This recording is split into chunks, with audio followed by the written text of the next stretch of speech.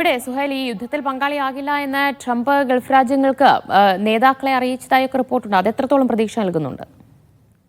ആദ്യം മുതൽ തന്നെ ഡൊണാൾഡ് ട്രംപ് സ്വീകരിക്കുന്ന ഒരു നിലപാട് എന്ന് പറയുന്നത് അത് അമേരിക്കൻ ഭരണകൂടത്തിലെ പ്രമുഖരായ ആളുകൾ, ഇൻ്റലിജൻസ് സംവിധാനത്തെ നയിക്കുന്ന തുളസി ഗബാർഡ് അടക്കം പറയുന്ന ഒരു നിലപാട് ഈ യുദ്ധത്തിൽ അമേരിക്ക നേരിട്ട് പങ്കാളിയാകുന്നത് ഒട്ടും ശുഭകരമല്ല എന്നുള്ളതാണ്. അതിന് കുറേയേറെ കാരണങ്ങളുണ്ട്. കാരണം അമേരിക്കയുടെ സമ്പത്തും അമേരിക്കയുടെ സൈനിക ശേഷിയും അമേരിക്കയ്ക്ക് ആവശ്യമില്ലാത്ത ഒരു കാര്യത്തിൽ ചെലവഴിക്കേണ്ടതില്ല എന്നുള്ള നയം അത് ട്രംപിൻ്റെ കൂടി നയമാണ്.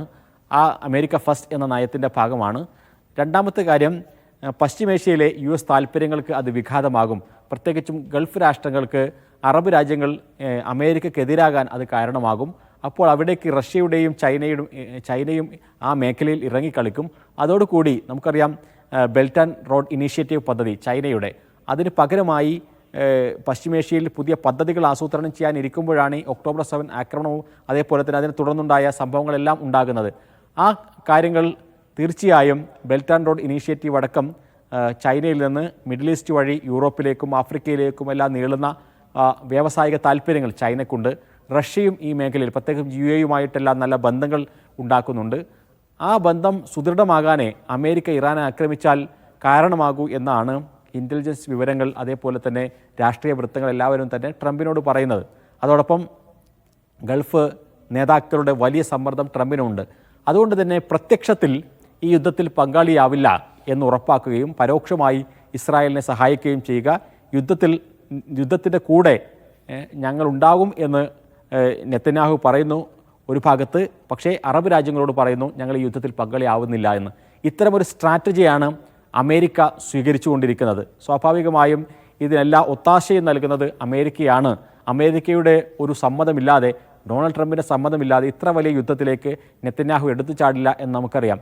അപ്പോൾ ഒരു ഭാഗത്ത് ഡൊണാൾഡ് ട്രംപ് ഈ ആക്രമണത്തെ നന്നായി പുകഴ്ത്തുന്നതെന്ന് കാണുന്നു. ആദ്യത്തെ ആക്രമണത്തെ എക്സലന്റ് എന്നാണ് ഡൊണാൾഡ് ട്രംപ് പറഞ്ഞത്.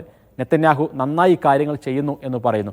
മറുഭാഗത്ത് ഡീലിനു വേണ്ടിയുള്ള ശ്രമം നടത്തുന്നു എന്ന് പറയുന്നു. അപ്പോൾ ഞാൻ നേരത്തെ സൂചിപ്പിച്ചതാണ് അമേരിക്കയുടെ ഒരു നയം. ഈ യുദ്ധത്തിൽ പങ്കാളിയാകുന്നില്ല എന്ന് പുറമേക്ക് പറയുക, ഇസ്രായേലിന് അകത്തൂടെ എല്ലാവിധ സഹായവും നൽകുക.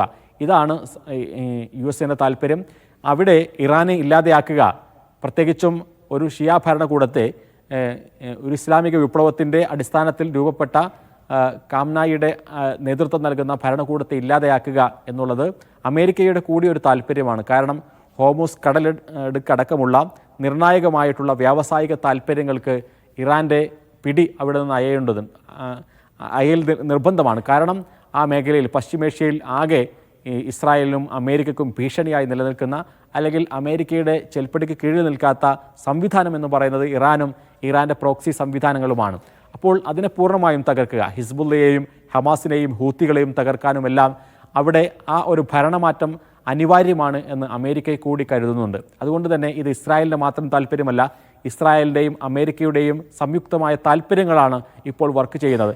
പക്ഷേ ഡൊണാൾഡ് ട്രംപ് യുദ്ധത്തിന് സന്നദ്ധനല്ല എന്നും യുദ്ധങ്ങളെല്ലാം അവസാനിപ്പിക്കുമെന്നും പറഞ്ഞുകൊണ്ട് വോട്ട് തേടിയ ഒരു വ്യക്തി എന്നുള്ള നിലയിൽ ആ യുദ്ധത്തിൽ പ്രത്യക്ഷത്തിൽ പങ്കെടുക്കുന്നില്ല എന്ന് മാത്രം.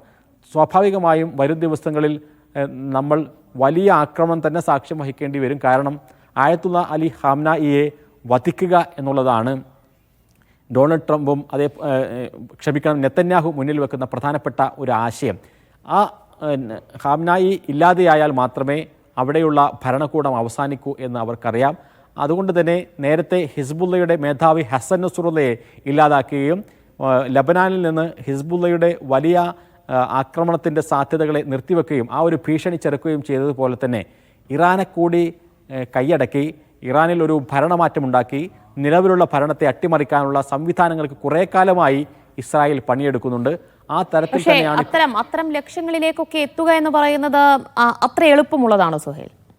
ഒട്ടും എളുപ്പമുള്ളതല്ല. ഹൂത്തികളെയോ ഹിസ്ബുള്ളയെയോ ഹമാസിനെയോ നേരിടുന്നത് പോലെയല്ല ഇറാനെ നേരിടുന്നത് എന്ന് നമുക്കറിയാം.